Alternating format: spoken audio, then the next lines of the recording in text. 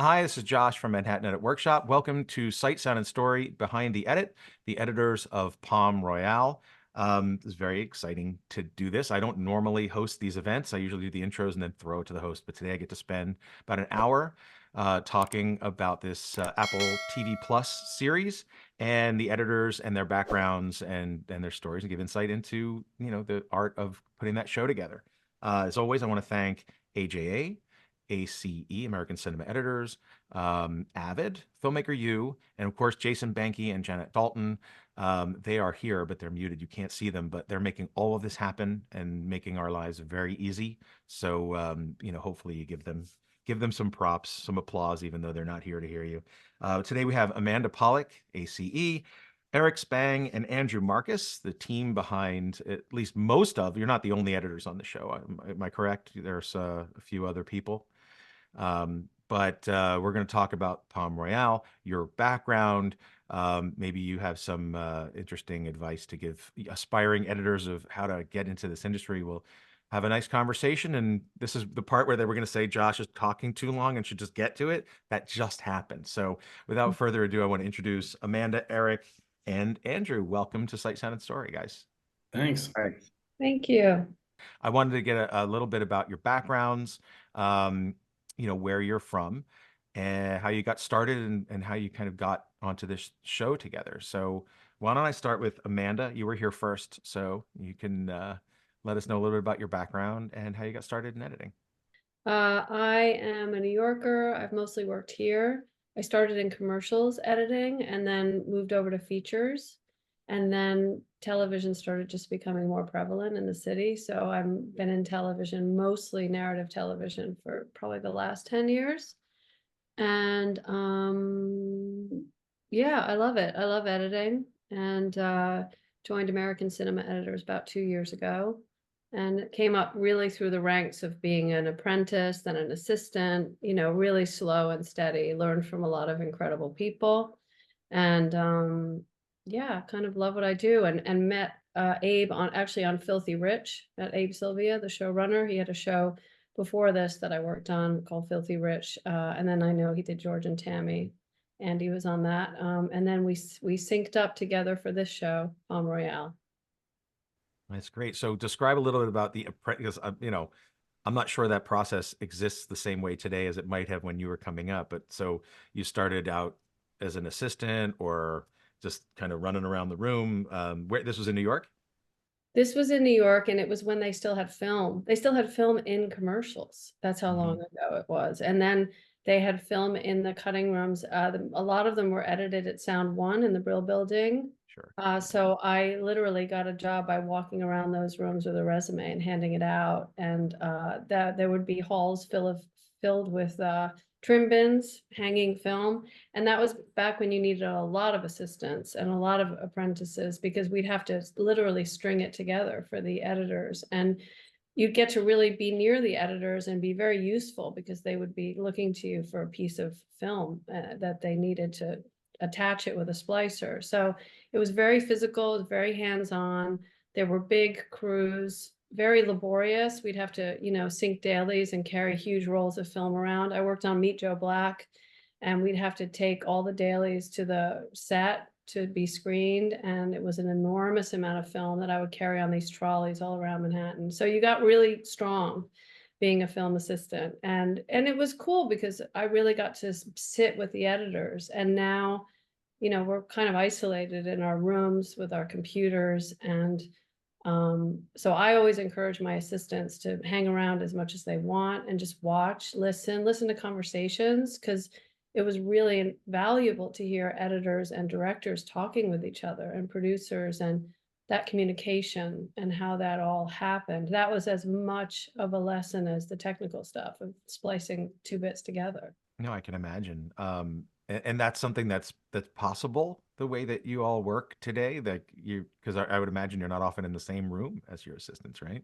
I mean, yeah, actually my assistant on Palm Royale interned for me 11 years ago.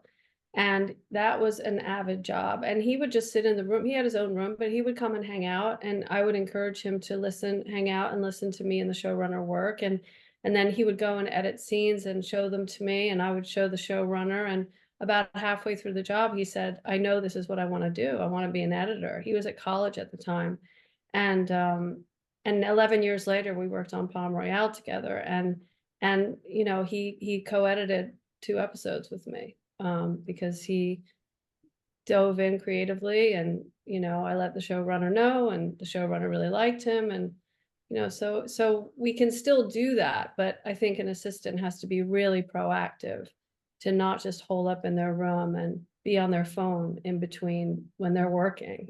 Go out and try and be with the editors and see what's going on and participate. And of course, a lot of jobs are remote now, which makes it even harder. I don't know. I think it would be very hard to learn now in this world that we're in.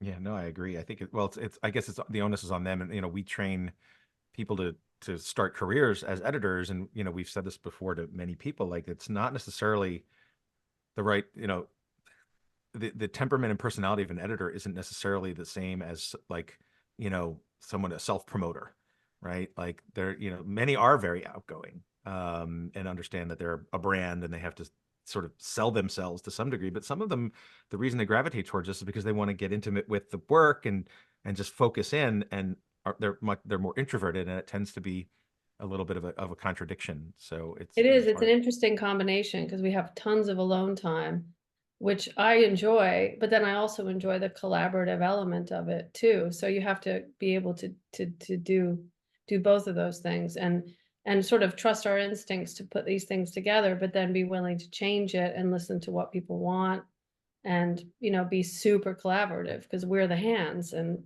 they need us to try to make the changes. I'll go to Andrew, for no particular reason. How about you? How did you come up in this? And is there a moment you said, "This is what I want to do"? I started out working on Capitol Hill as a probably wanted to get into politics, and I hated it. And I worked for free on somebody's film. The guy standing on the corner saying, "Could you please walk on the other side of the street? We're filming here." And then I just walked around asking everyone for a job when that film ended, and I ended up in an editing room. That was the only person who would offer me a job. But then very quickly I met Merchant Ivory, and they made me an editor on the third film I worked on just through happenstance. I had no experience whatsoever. It was the same Brill building that Amanda was talking about, and it was really collaborative back there. Back then, I used to walk next door to Cara Littleton, the woman who cut E.T., and say, "Oh my God, I have somebody walking really fast through a door on one side and really slowly on the other. Can you show me how to make it work?" And she really taught me how to edit. So it was really trial by fire. She's an old friend of ours, Yeah. and an amazing editor. I Yeah. remember she was like, "The less you saw of ET, the better." Like you were Yeah. just, it's like she was like, "It's like Jaws, but not like you just that damn puppet." Like, Yeah. um, Every editor trick I learned from her. that's Very amazing. quickly. So what was the Merchant Ivory picture? Do we know it?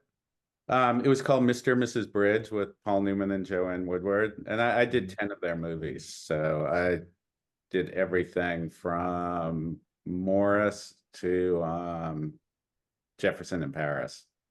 Yeah. Did you and so did you find that your experience sounds a lot different, in that you didn't work your way up, you kind of like walked into a situation, and I you was were there and you thrown were into a getting, situation. they just The, said, "Edit this movie." the editor had to go back to England for family reasons. And Jim Mm. Ivory said, "Why don't you edit the movie?" And I said, "Okay." And I asked a friend of mine, I said, "I don't know how to edit at all." And they said, "You know how you be an editor? You look in the mirror and you say, 'I'm an editor.' And you become an editor." Yeah, I mean, some of that is, well, you were at the right place at the right time, Yeah. and jumping in to say like, inside you're like, "I can't do this," and outside you're like, "I can do this," and you sort of, I don't want to say fake it till you make it. It is one of these things where if you experience the feeling of the picture and working through scenes, it's the technical part of it is, that's just part of it, right? So to be able to No, I understand it. definitely faked it till I made it. At one point, Sony was coming, and I broke the Steenbeck so I could have 2 more days to get it ready because I just couldn't do it. But people were really great. Everyone was very gracious about helping me. And I had a lot of great mentors, and Jim Ivory was very, very, very patient with me. And it started a really great collaboration between the two of us. Yeah, it sounds like a long-term, Yeah. real long-term relationship. One question that you say something, how do you break a Steenbeck? Don't you have to like Just throw it out a take 10-story window? Those things they are have indestructible. belts. They Oh, you have just belts that power everything, and you just take the belt and you put it in your pocket and you say, okay. it's not working. That's awesome. Yeah. Wow. So 2 Brill building stories. Yeah. Eric, Can I just say one thing about yeah. Eric too that relates to what Amanda was saying? Eric actually started, I first met Eric, he was a runner on a um, dance movie that I was doing, and he was the hungry guy who asked everybody what they were doing and how to do it. And he there's always one guy who you know is going to go really far, and Eric was that guy on that movie. Oh, Yeah. I'm glad. I don't think I knew it.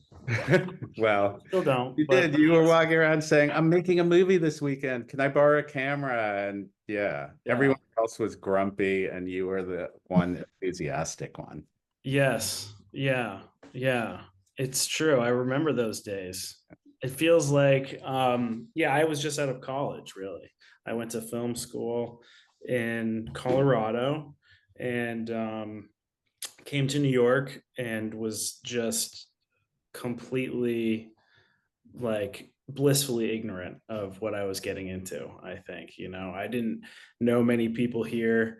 I knew I liked New York better than LA, even though I'd never been to LA. I just imagined myself as a New York person. So I sold my car and came here and yeah, started knocking on doors, so to speak, and wound up on the movie Andy was on cutting. And yeah, a lot of like me getting to editing, I kind of oddly didn't assist very long. But that was another sort of just being like thrown into it. Somebody giving me an opportunity on a show. And I also just sort of told them I could do it and found out if I could or not, but it was certainly trial by fire. But I think you have to do that. I think that happens to everybody at a certain point, you know what I mean?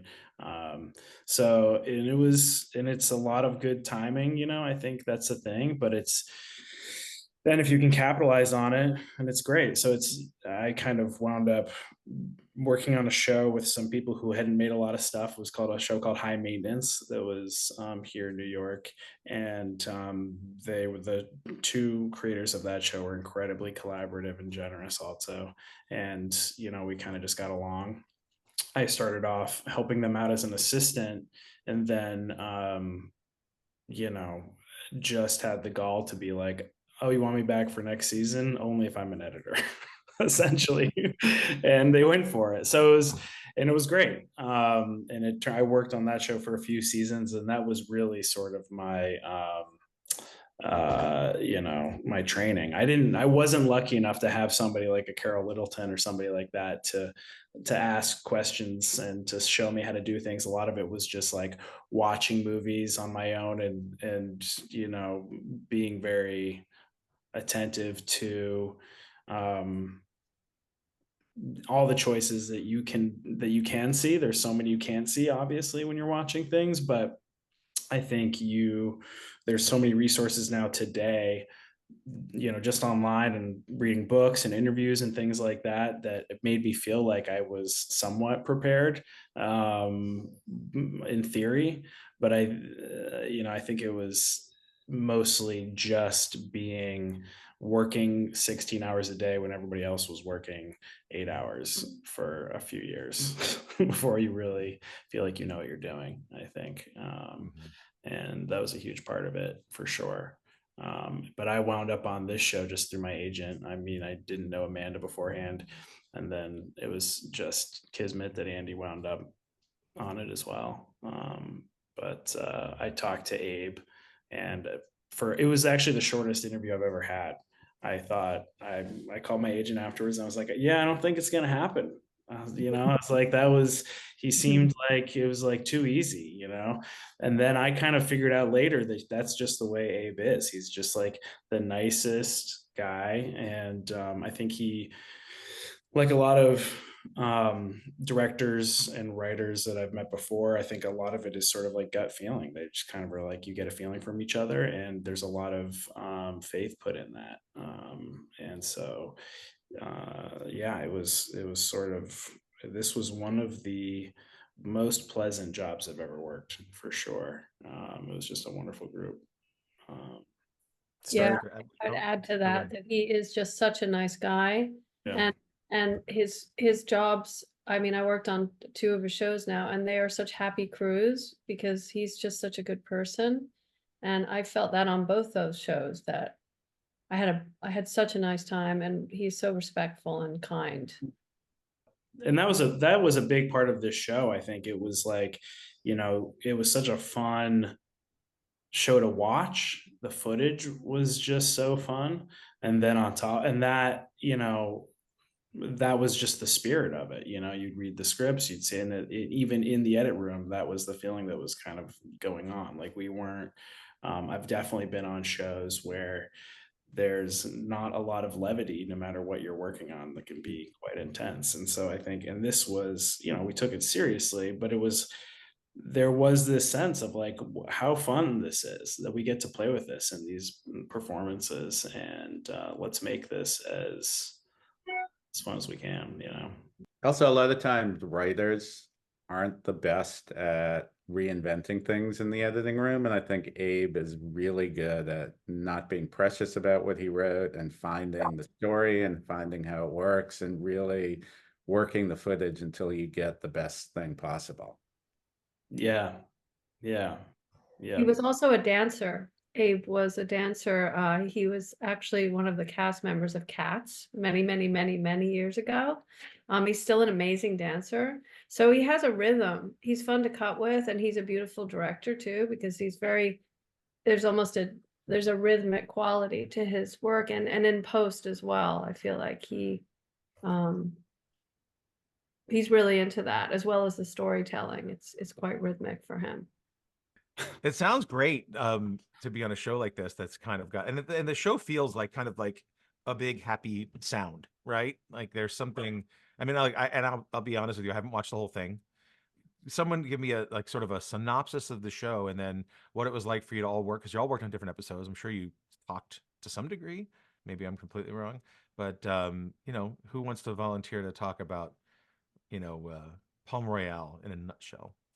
I was just talking to Abe about this, so I have his words in my head. One of the things that he said, which is really interesting, is that he was really informed by the photos of Slim Aarons Mhm. and all of those like wealthy women by their swimming pools, and just the fact that while those photos were taken and they look so still and serene and in this hermetic world, the Vietnam War was raging and Stonewall was raging, and all this stuff is happening right on the edge of the photograph. And I think for him, that was like a real touchstone for how the world of this TV show.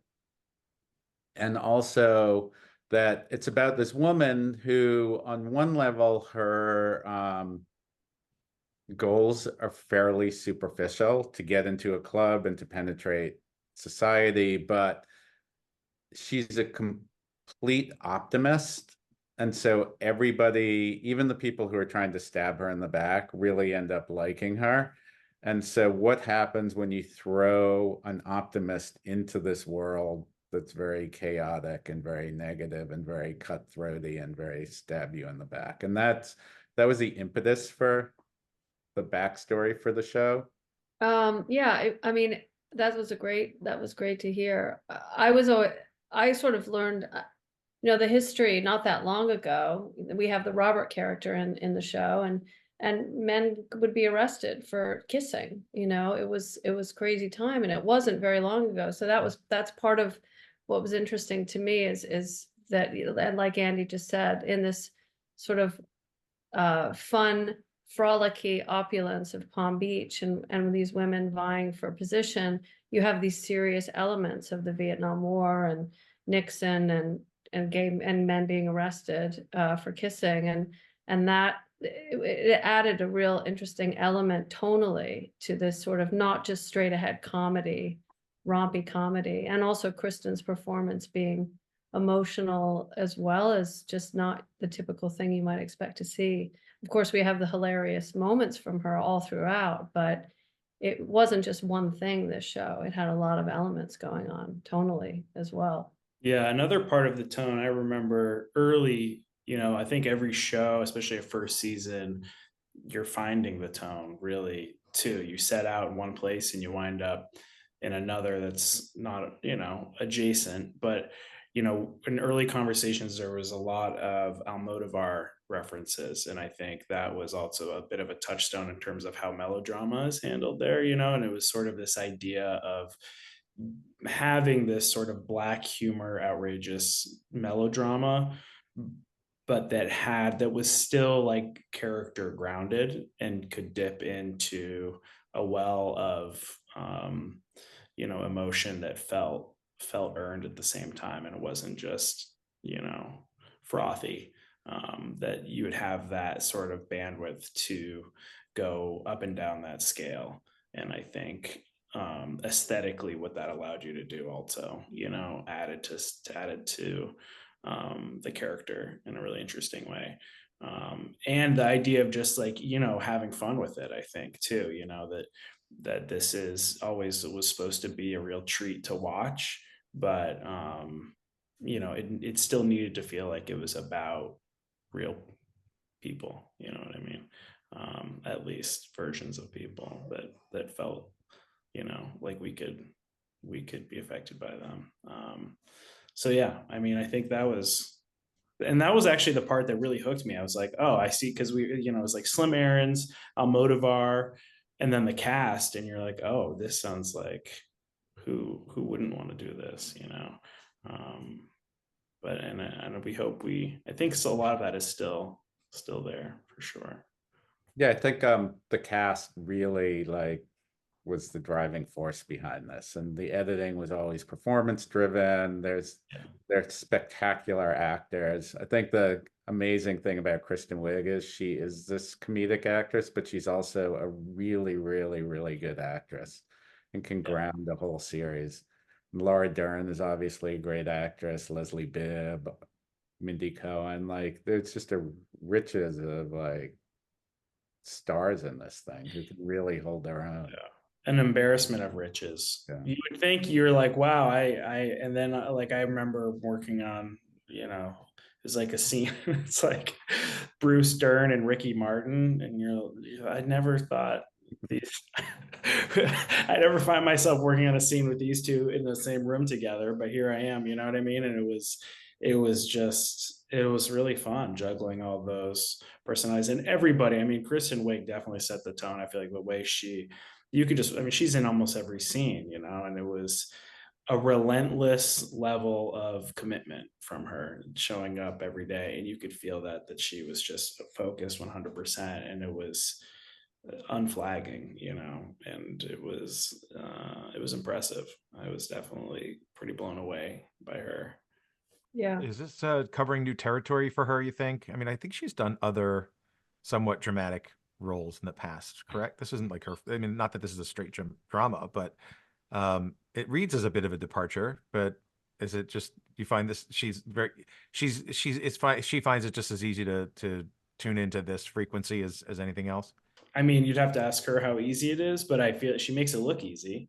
But I feel like that's, from my experience, and it's certainly, I think at this point, we've seen it a lot where comedians wind up being like amazing drama actors, and I think that, I think it's easy. It seems like people who are built for comedy have a level of pathos that they can tune into, and it's not, but doesn't necessarily go the other way. I think you can be an amazing drama actor, but not have the chops to do comedy. And I think it's really amazing. I think when you wind up with somebody who has the sensitivity and the timing and all those things that, and especially just being in a scene with somebody, you know, like being in this character. And I think a lot of comedic actors, it's such an interaction between the two. And Kristen, she was right there on her toes with everybody, and you got that sense. And it felt completely natural in my mind, what she was doing. It wasn't like she had to search for it. You know, it seemed pretty much there, at least once the camera was rolling. She was also an executive producer on it, so she's overall story throughout, you know, was she was a part of it, as was Laura. And one of the things I love about Abe is he's just very he's very respectful of women. There's no, he's very he writes, I love the way he writes for them, and he he's not afraid of a strong, empowered woman, which is awesome, especially, so he brings a lot of respect and love and humor to the whole vibe, which is wonderful. And I couldn't believe I got to edit Carol Burnett. I mean, that was she came on, I think not immediately onto the project, but and then they found out she was going to join. I think Laura Dern had a hand in that also. Laura's an amazing producer, brought a lot of people on, and I couldn't believe I was editing comedy scenes with Carol Burnett in them. It's like a editor's dream to edit a comedy scene with Carol, and all she'd have to do is roll her eyes and I would be hysterical laughing. I don't know what that is. Yeah, it's from 108. I picked Carol. I had to Yeah. pick a Carol scene. Yeah, her first was because I haven't seen that episode. I'm like, she was like, well, we'll watch that one, but I was kind of like, does she want to drink it? Want her to drink? Because of course I'm not up to speed on it, but that was an interesting scene. Why don't we watch them a little bit? I mean, we can start at the beginning with Andrew, your Evelyn Marcus. Is that her introduction? Yeah, that's her introduction. Okay, There's so a little pre-scene, and then that's the introduction. Evelyn Rollins, the self-appointed queen bee and stalwart adversary in the fight against pediatric cancer. Her advocacy made her a superstar. Volunteer of the Year, 9 years in a row. I am one humbled volunteer. Or was it Dinah Donahue, the ambassador's wife? Have a good day. See you at the club. That's our introduction to, you said, to Evelyn's character. Great job, Andy. There's a there's a pre-title thing of her floating in the water, and it's somebody, how did I end up here? Who was responsible? So these are all the likely suspects. It's going through all the likely suspects, right, to set up how the episode ends. And was that pre-configured the snapshot in the paper going to the next character? Yeah, that would be the next one, and then there's one more, and then it introduces Kristen Wiig jumping over the wall into the club. And her whole goal in this episode is to get into the Palm Royale club. Yeah, I mean, you set the stage with the cast of characters, and then there she is, sort of sitting outside of them, working her way into the conversation gradually.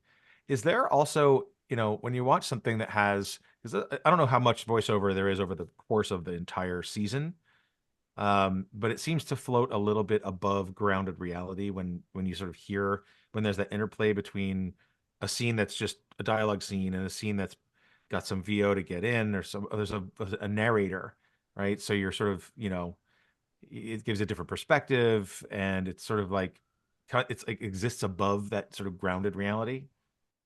Yeah, well, it is Kristen who's narrating it. It's Maxine who is narrating it. So it's not an omniscient narrator, but it's sort of setting the stage and making it her story and introducing this world through her. The whole movement of episode 1 is that she thinks her goal is to get into the club. And of course, in this world, once you reach the goal, you realize that goal, there's another goal right around the corner and another goal, and you never really reach your goal in this world. There's always something else to attain. So in episode 1, she gets into the club. In episode 2, she needs to get sponsors to keep her in the club. So Cat Statue is the culmination of her trying to get somebody to sponsor her so she stays in the club. Okay. You want to take a look at that one? Sure. Okay, let's go. Cat statue. I'm wearing the open toe. Flaunt it, sister. Mind if I join you? Please, please. So what did you bring, Maxine? Nothing. It's humiliating. Wait, is this it? I wanted to bring something exquisite, but I was confronted by the pool boy. I didn't have the chance. Well, why are you making that face? Well, you're about to steal the show. Huh? You really don't know the value of this, do you? Table 13, Mrs. Douglas Delacourt. Maxine Delacourt is putting up a rare stone offering to the Egyptian goddess Bastet, protector of women and wife to the sun god. The only other two comparable statuettes are at the British Museum and the New York Metropolitan. On second thought, maybe I should hang on to. I'll bet 1,000. Seems like you have something Evelyn Rollins wants. A little background for people who haven't watched. Why does she want that statue back? She stole the statue from Carol Burnett, who's her aunt-in-law, I guess. And she didn't realize the value of it when she stole it. She thought it was just valueless. So she has to replace it in the house because it would be grand theft if she had stolen it and sold it. It doesn't belong to her. And it's so she has to buy it to return it to the house. And then I guess because the dynamic is now she's got something that Evelyn wants. Yeah, they bid again, and she bids money she doesn't have, which creates a whole nother story arc. Mm-hmm. Yeah, I mean, any thoughts from anybody else? I had like one thing that was just minor, but like, when her friend scrunches her face, it does punch into tighter coverage. And she's like, what are you making that face? It's like, it sort of follows the progression of getting in closer to character. But that's minor to me. But any other? Well, I was thinking also about the score, because the score starts right at a moment of some tension and intrigue there. And we had Jeff Toyne was our composer, and I think he did a great job because it was very difficult to find the tone, as we talked about. Was it funny? Was it drama? Was it sneaky? We played with some temp stuff, and it was hard not to walk a line that was too serious or too funny, so I think he did a great job with Abe's input, of course, throughout, on finding a really beautiful tone. And there was a full orchestral score done, which lends itself to this really big, lush sound that I think elevates the picture and the lushness and beauty of what we're looking at. So I think the score is very beautiful and helps a lot throughout the whole season, with all the emotional elements, funny elements, tense elements, in a way that doesn't oversell the moments. Were you guys all cutting with temp that you selected, or did you kind of powwow together to sort through possible options? And some people get the score, they know what it is, or they have other music from the same musician. How did that work out? Were you cutting separate episodes together? They're all of a piece, and the music's obviously, like you said, very important to sort of set the stage. There was a lot of powwowing going on. And we had a Spotify Abe had made a Spotify playlist of things that he had drawn inspiration from or imagined might be part of this world. That was sort of like a starting place for us. Yeah. And you added to it as you found other things, or did you? Yeah. And he would add to it a lot. It was a constantly living document and there were a lot of wrong turns that led to right turns, and a lot of trial and error. And we had a lot of Almodovar music in there at one point, and then that didn't feel right. And then we had wall to wall Ima Sumac, and that didn't feel quite right. It took a while to find the tone, and I think Jeff really synthesized all of these elements that we were toying with and created a score that is original and found that. But also, like, I would walk into Eric's room and he found something really interesting for one thing, and then I would use it in my episode, and then Amanda would use it in her episode. And so there was a real music collaboration of trying to find the right tone. And it was also, I think, one of the reasons it was trickier on this show is that the pictures, like, it was, the scope felt really big, you know, and it felt like we were working on something grand and cinematic. And, you know, you can't just have comedy music playing against that, you know, it needed a lushness, a grandeur to it, but also be nimble as things change in this show on a dime, you know. So it was a tall order. And, you know, we would have things that would sound good for about, you know, 10 seconds, and then the tone would need to change, and we'd be like, oh my God, you know, okay, feels so wrong immediately right now. So it really, you know, it really wasn't until we had a composer working that things were really humming, you know. But yeah, it was, and that's part of, I think, like the fun of working on a first season of a show too, you know. It's like, it's fun to be in there in the kitchen brainstorming about that stuff. But Amanda, I think you got to work with Jeff the most, because he came on really in earnest a bit later into the process. So that must have been a treat. I feel like he came on, like, I was only on for a few weeks before I was on to the next thing, and I think you really had the most sort of back and forth with him. But Abe had worked with him before, no, on other stuff. Yeah, I think Abe went to school with him. They go way. Right. And he's super talented. He's a really talented person. And of course, we had a lot of source cues in it too, a lot of needle drop throughout. In fact, the finale, there's pretty much a song there's just music going the whole time.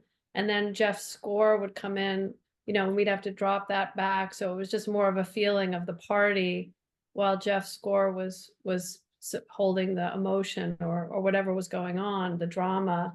So that was a very tricky mix, and a ton of music, picking of songs and navigating the score, and all while you're not trying to intrude on the picture, but just support what you're watching. It was very complicated, and but I think it was part of the whole journey of having a lot of fun with the whole thing. Music was a big part of it. I mean, it always is, but like Eric was saying, it had to be lush but not overpowering, and I think that it was really successful. I mean, just the main title sequence, I think, is beautiful. Jeff did a great job. You mentioned that Abe had a background in dance. Is that right? Yeah, I mean, I just know he was a dancer. He came to New York as a dancer. It does have a feeling like a big dance, though. And that's like, it must be really hard if you're cutting something that works for 10 seconds and then is completely wrong for like a change in mood. Do you make a music edit? Do you just drop it out? Like, it must be really hard to sort of, you know, create something that's a temporary version of the actual emotion that the music is bringing out. Is that just your job as you know, as the architects of this, is to like make it kind of feel as much like you believe it should with that, you know, with some other music in there as possible? It starts out as our job, and then I have to say we had a great music editor also on this, and they do a lot of the heavy lifting because they can get scores with the stems, so they can take the drums out of something, or they can take and just really streamline it once you get to that point.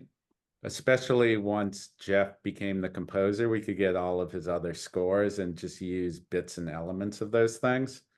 But for the early cuts and when you're finding the sound, it was just the three of us and Abe brainstorming and throwing a bajillion suggestions at us, and a lot of wrong turns that lead to right turns.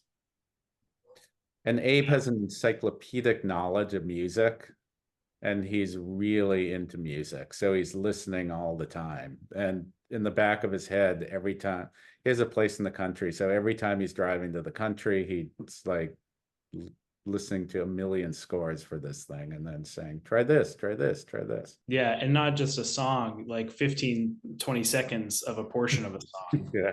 We can recall, you'd be cutting something. You said, oh, wait, like get this song up. There's a minute here after the second part when they do this thing with the vocal. Yes, that part, and it would work. And it was amazing. I think it was such a gift to have a collaborator and somebody who is sort of there for that, because music can also be incredibly especially before you have a music editor working with you. It can be you can spend a lot of time trying out songs, because especially if you're in an early stages of a cut and the cut is a little more vulnerable than it is later on, the music can really affect somebody's perception of what's going on. And I think part of your job as an editor too, when you're doing first cuts and showing them to somebody, is to be as gentle as possible in some sense, because it's everybody is sensitive, and you're watching this thing for the first time, and it can be quite a shock, and there's a lot on the line there, and people have very visceral reactions to songs. I've definitely worked with people who you put the wrong song on something and they're like, oh my God, why am I a director? And you put the right song on something and it's like they're whistling the rest of the day. So there's a lot there. It's like the onus is on the editor in that temp phase. So having, especially the library, like we said, to start with, you knew if you were drawing from this well already, that was so nice to have that sort of vocabulary to be using right from the beginning. And Abe was also very forgiving of our choices. If something felt like not quite what he imagined or this or that, it was great, because there was a lot of experimentation, like Andy was saying too. At a certain stage, you kind of have to just start throwing things against the wall. Yeah. Also, you need music in these early scenes, because things don't play if you don't have temp music in it. The showrunner, the director is always like, speed it up, speed it up, speed it up. And then you put score in it, and it's the nuances and the pauses that really make the scene, but they need the music behind it to support that. When I was editing, this was years ago, but the same thing occurred probably now as then. Is like you'd fall in love with your temp, and something about what replaced it, legal thing, because you always put in stuff that like you could never afford on these like independent features. And it was just like, no, it's like it does not the same thing that that we made. It's like sometimes it's more than. It sounds like in this instance, when Jeff came in, it kind of like became a larger, unifying element. But have you ever fallen in love with temp? And then it's just like something about it, just not that it's wrong, it's just different. And you're hearing it, and you're just like, it's not quite sustaining that moment, or or it's just, I don't know, maybe it's just that you're unfamiliar with it. But another thing like that happened here. Jeff's stuff exceeded the Spotify version. Yeah, I think so. I think he unified the whole series. I think our temp, it was great in its little sections, but it wasn't a unified score for all of the episodes. And I think he really like unified it and made it a whole and gave each person a theme, which I don't think we could have done. I find usually it's more the studio who has the temp love, and it's like, why didn't we kick, what happened? Why didn't you keep that piece in? And you're like, it's from a different movie. And they're like, yeah, by the time the score comes in, I think the editors are like, oh my, thank God.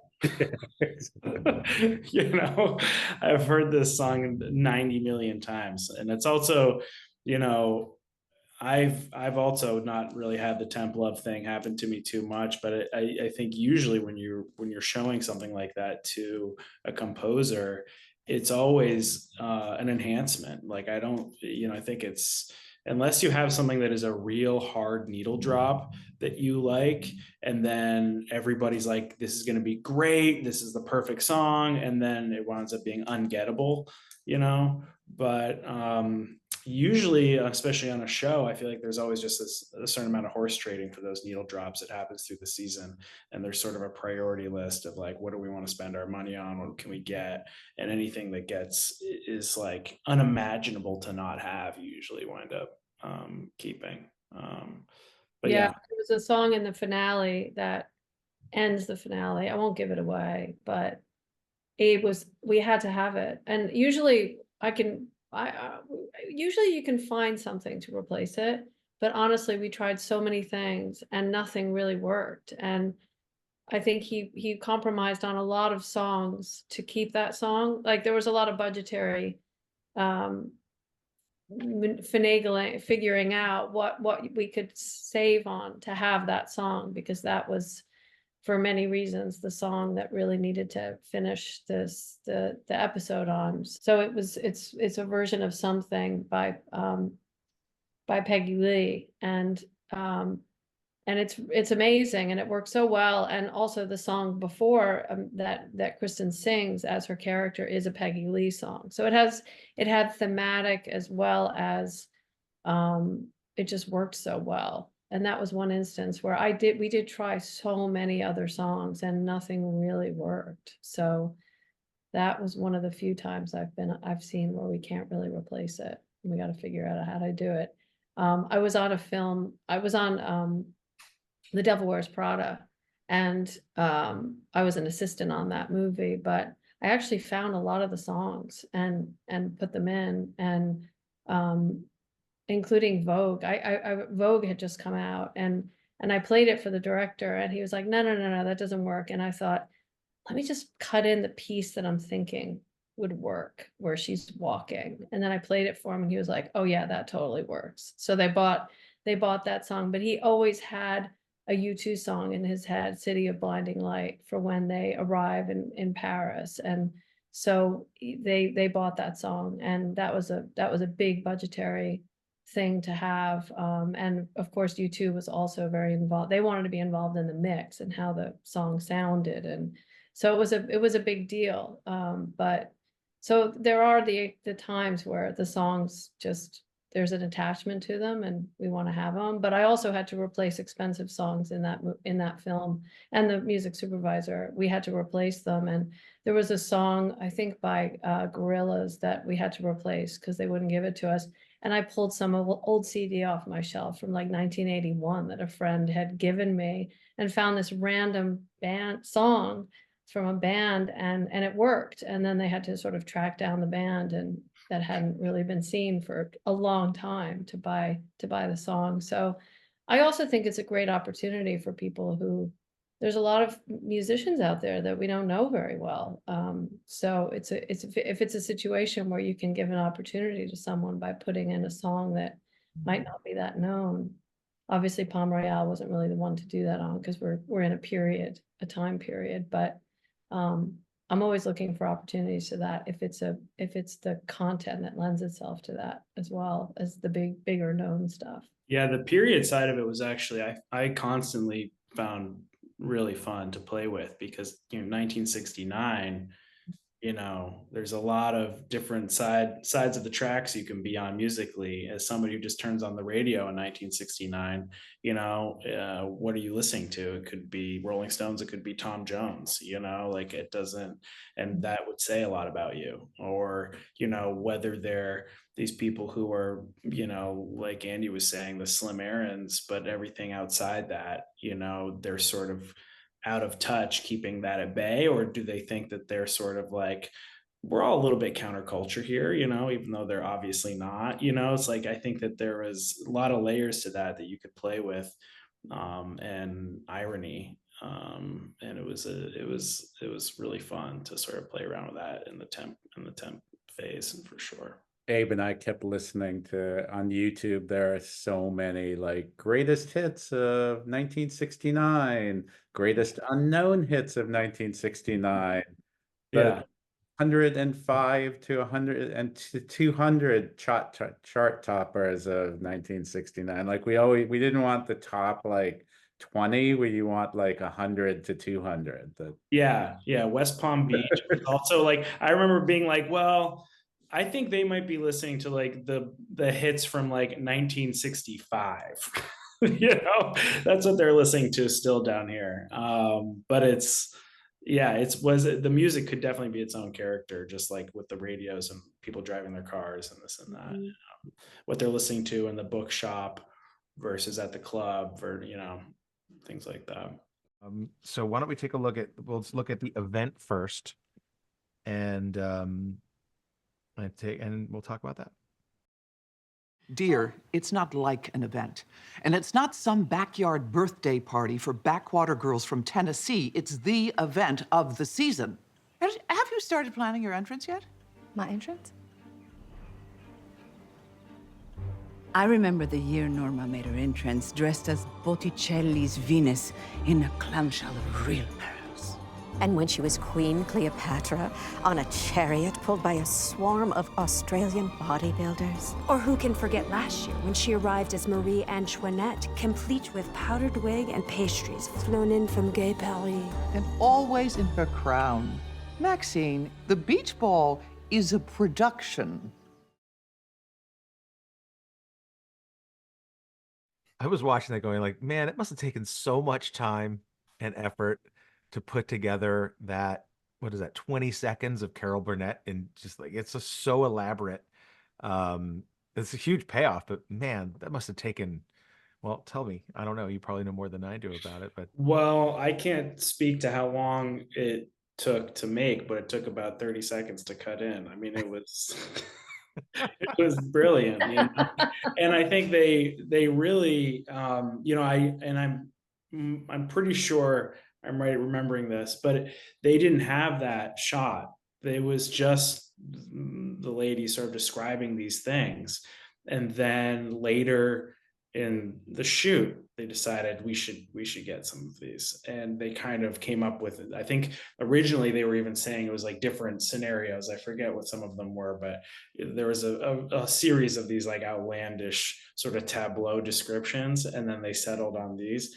And that was something that was really, I think, unique and fun about this show, is that they would have an idea of something, be like, oh, well, we got to do that. And they would do it, and I think it was, it was really fun to see that, and like the little details like that, like you say, like how much trouble they went through to get those 15 seconds on screen, but it kind of makes that whole scene. And it's a pretty long scene. And I think that was, it was just a pleasure working on stuff like that, where you keep getting stuff. They'd be like, oh, we, like 2 months after you think you'd be done with something, like, oh, well, we're going to do this later for this next episode, or this or that. And it was great. And, but yeah, that was very fun. When we were doing George and Tammy, that's when Abe cast Carol Burnett. And then the original iteration of the show, she was in a coma for the whole time. So they were like, you can't have Carol Burnett just in a coma. Like, that's such a waste of this huge talent. So they really went out of their way to create moments. And the whole ending evolved after she was cast, where she wakes up. Is that common, where a show is written one way and then while you're in production and putting it together? No, that's why Abe is so awesome, because he's really flexible like that, and really I think because he was a dancer, he loves actors, and he loves creating showcases for his actors. Yeah, and it was definitely, I forget how long this shoot was. It was pretty long, but there was enough time to calibrate, in late as they were going along, what each actor was giving to, it's like, okay, well, this is how, realizing what each character was. And they were definitely changing scenes and even story arcs a little bit to suit, I think, what we were seeing.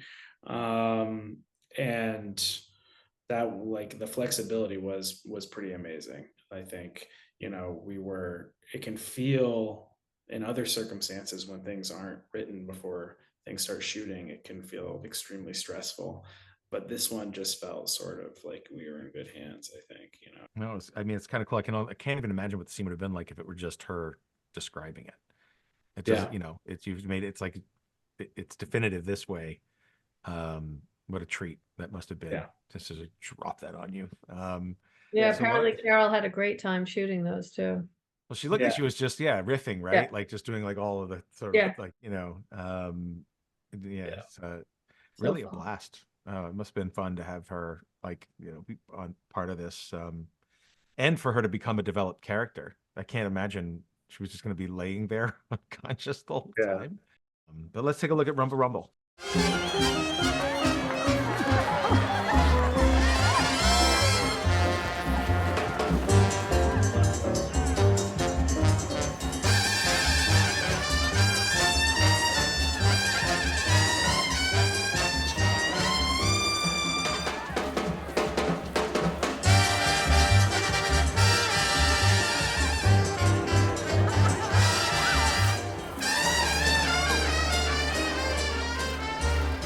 Shall we dance? Papi, I thought you'd never ask. Hey, babe, time to rumba. Oh, silly, I don't know how to rumba. Ah, neither do I.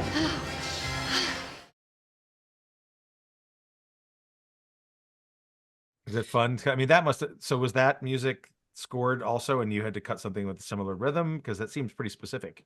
They had something playing on set for that was sort of, and they had sort of this like click track that everybody was moving to playing, but all the extras were dancers in that scene. That was something that Abe thought of, and I think it was great. So it's a very long sequence, and there's a lot of sort of footage of everybody moving around, and they all look amazing. And I think it was one of those things that was such a looking back on, I'm like, I don't know how they could have done that if they had people who didn't know how to dance well. But it was a huge room full of everybody was an amazing dancer, and you kind of, the camera, it was a lot of footage. It took this, like I say, much part of a much longer sequence, and that was very fun to work on, especially with Abe, who's like, but we were doing a lot of speed changes, so trying to get everybody to be dancing on the beat, but like we needed to move the story along. You're trying to do the traditional sort of like scene pacing,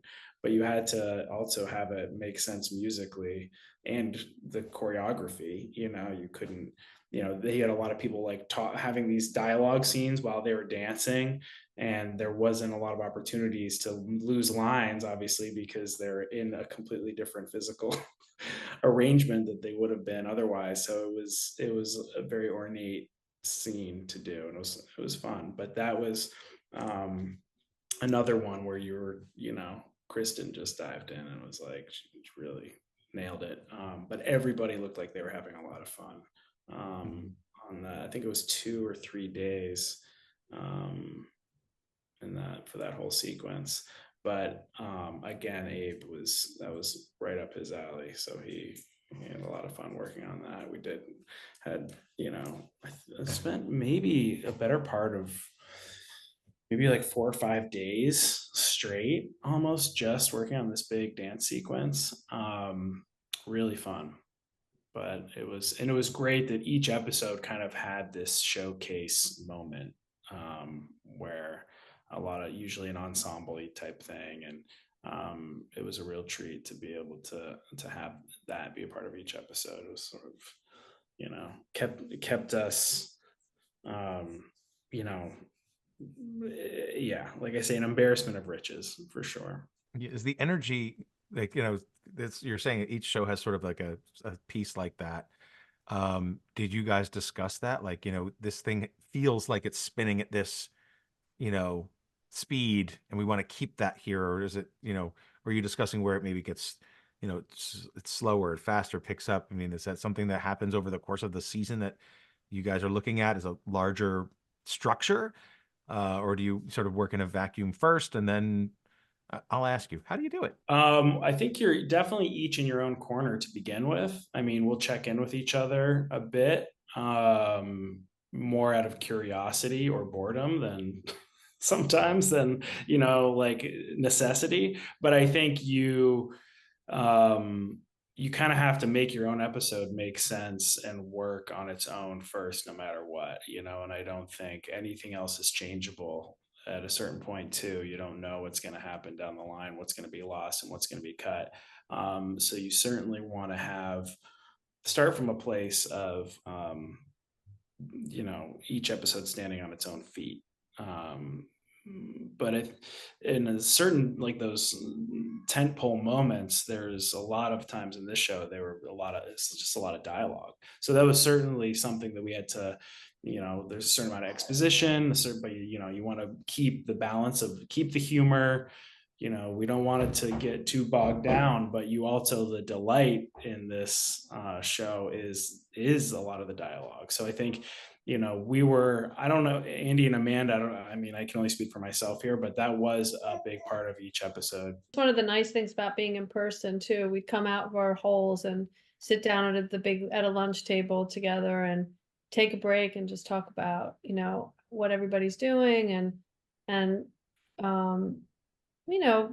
sort of things we're hammering out in our episodes. And a lot of the interiors, we would sometimes take, when you have a moment of going outside or an exterior shot, we'd sometimes maybe make sure we weren't repeating those shots consecutively too much. And those would be conversations we might have or check in with each other on.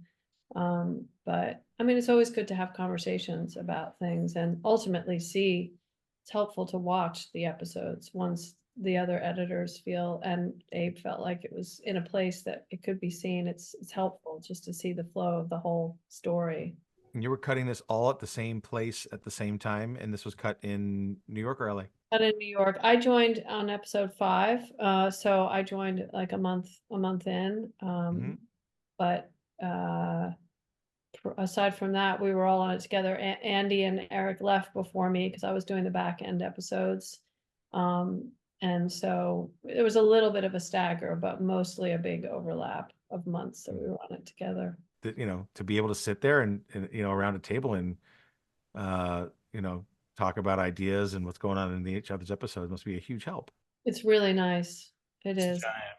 Yeah. And especially for assistants, like Amanda was saying, I think doing the remote thing is really killing the opportunities a lot of assistants have to get in there and, be around and in general sort of like talk with showrunners and be at that table or in that room and sort of, a lot of it, it's not as meticulous as you need to be. There's also a certain amount of flexibility and sort of, like in a lot of creative things, you can toil away at something for, hours, and then there's like 30 magic minutes where it all comes together or something. And I think the same thing when you realize you need something, you want somebody in to watch or have feedback, and it's sort of like that window will pass if that's not there. And I think having somebody around to knock on a door or pull somebody into your room, and especially even a showrunner, just to be able to come by, say, oh, hey, let me grab you for a second. Let me show you something.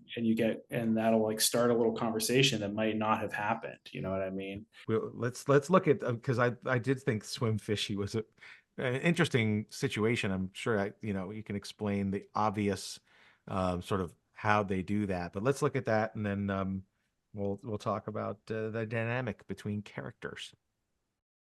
Swim, fishy, swim if you can. So they swam and they swam all over the dam. Boom, boom, did-em, what-em, choo! Boom, boom, did-em, what-em, choo! My mother used to sing that song to me when I was a little girl. In Albany, of all places. Can you believe that?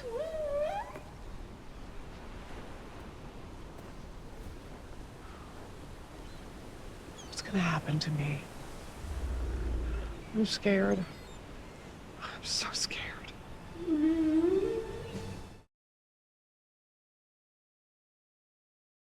Wow. I know.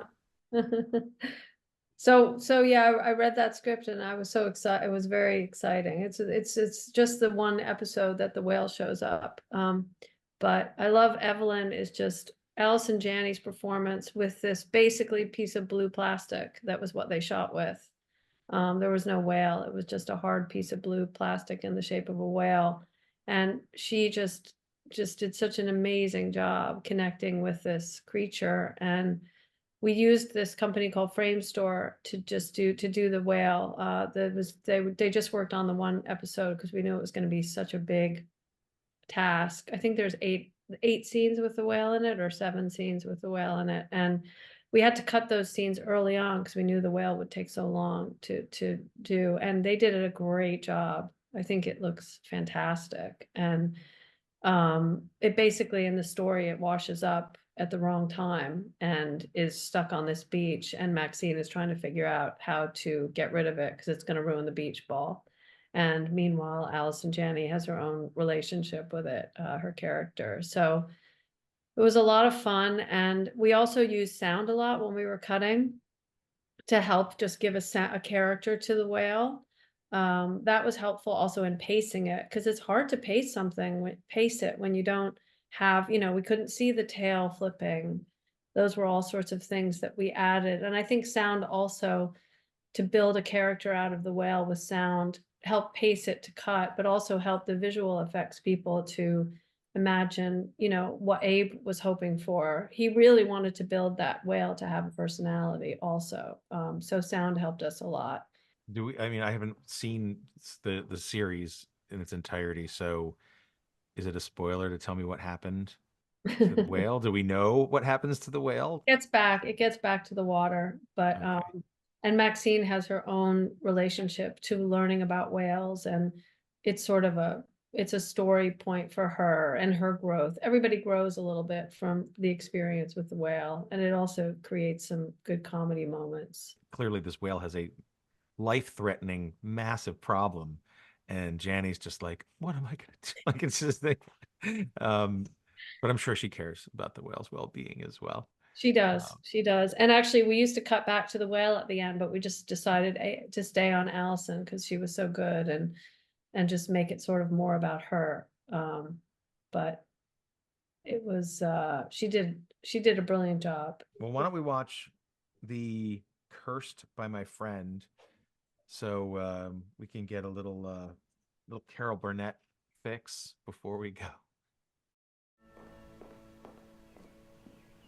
Norma, what in the heck are you doing out here? Did your brake come loose again? Oh, Norma, I never forgive myself if anything happened to you. Oh, bend your ear for a minute. Let me just... Oh, Norma, I know I can be overprotective. I'm always thinking for other people, making decisions for them. I need to let people live their own lives and listen and trust. We have dreams. Oh, that's a good idea. My heart's in the right place. I want the beach ball to be perfect. Oh, Norma, if I could pull this off, I could prove that it doesn't matter that I couldn't give Douglas an heir. I want to save the Delacourts. But who am I kidding? My karma has returned in whale form, and I've been cursed by my friend.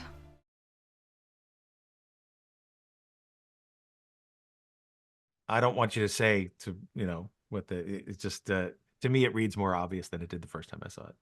Who wants what here? Yeah, she's trying to poison. She's put some poison in the drink, Carol's character, and is trying to poison Maxine.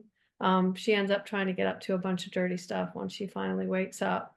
But it's a lot of fun. And every time she says, "Why don't you take a drink?" It makes me laugh. I can never see that too many times. And of course, the way it's shot with the glass, with the fully in our face, and she's behind, just that shot kind of makes me laugh too. And the score also helps hold it. And right in the beginning, when she goes over, Kristen goes over to the wheelchair and says, "Norma, what are you doing out here? I'd be so upset if anything happened to you." Of course, we're not seeing her face, so that's all just dialogue that's put there to keep it all moving forward. Just sort of a side. There might have been a little bit, but we added is some of the cheating you can do to just sort of keep the story moving along. And it's just a fun scene with Carol getting up to Norma getting up to some trouble. I assume that happens a lot, where you sneak in some lines for clarity or emphasis, or just to, breathe. It just, add something else to it. I would have known that in a million years. A lot of this show was like, like we keep saying, everything was so lush and sort of amazing. And I think that's a lot of people responded to that side of it too. It's like the sort of sensory experience of it. And Costumes. Yeah, the costumes. And the hair. I've had multiple women say to me they want her hair, Kristen's hair. They love it. Even the way the show moves around, I think, feels like that. Like pushing in on characters and pulling away and moving around. Like the whole thing feels dynamic. And I think the costumes and the hair, like all the art direction, production design supports that. But I also feel like it's light that like on its feet like that. Yeah, very, I think I agree. I think in this time there's so much heavy stuff out there, both content viewing and in the world. This is a breath of sort of fresh air. And even though people are getting up to no good, there's a lot of heart to the characters and to the overall tone of the show. And so you kind of love them all, even if you're just, rooting against them, you're enjoying them because it's a lot of fun. And it has a lot of heart. I just want to thank you so much for spending time here talking about your work. You really like, again, it makes me always want to watch the thing more. And I think it's a richer experience for having spent some time with you. Thank you, Josh. Thank you. Again, thanks to Amanda, Eric, and Andrew, the editors of Palm Royale, for joining us today on Sight, Sound, and Story Behind the Edit. It was really kind of amazing to hear all these different perspectives, and then, of course, the one that kind of brings it all together as a series. And I want to thank, of course, American Cinema Editors, AJA, Avid, Filmmaker U, Jason Banky, Janet Dalton. And it's really just nice. I don't do this a lot because I'm usually just the intro guy, but it was really fun to sit here and be part of this deeper conversation. There's always a lot of surprising things. It's inspiring. And just, I don't know, it's nice. Feels good to sort of get into that skin more often. So maybe I'll do it more as we move on. And maybe someday we'll even get ourselves back in person and have an event where we can all sit on a stage together and then have a nice couple of drinks after. We can have some grasshoppers after we all talk. So thanks again, everybody. And we'll see you next time on Sight, Sound, and Story. Thank you.